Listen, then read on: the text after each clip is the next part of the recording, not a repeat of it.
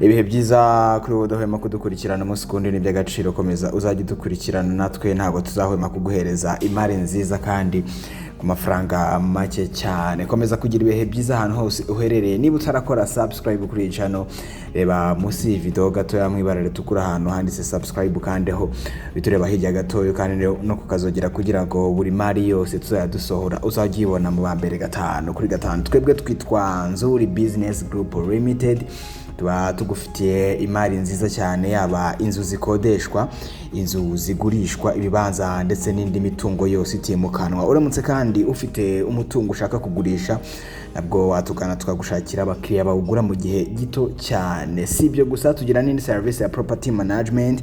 Mu gihe ukeneye abantu bakumanagingira imitungo yawe, bizakorohere gutekereza Nzuri Business Group Limited. Turabanyamwuga kandi tubikora neza cyane. Uyu munsi rero nkuko watangiye ubibona ku mashusho, tugufitiye inzu nziza cyane igurishwa iherereye Kicukiro mu Kagarama. Iyi nzu iri kuri kaburimbo neza.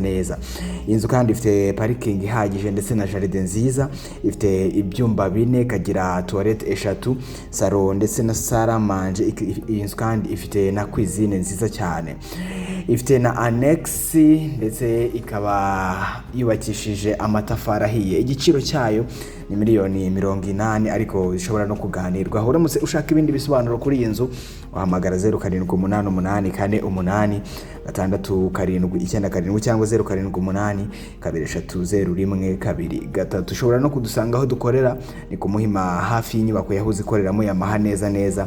Ugeze kuri feruje zo ku Muhima uhita ubona inzu y'amatafari ahiye yanditseho Shema House. Angaho niho dufite biro.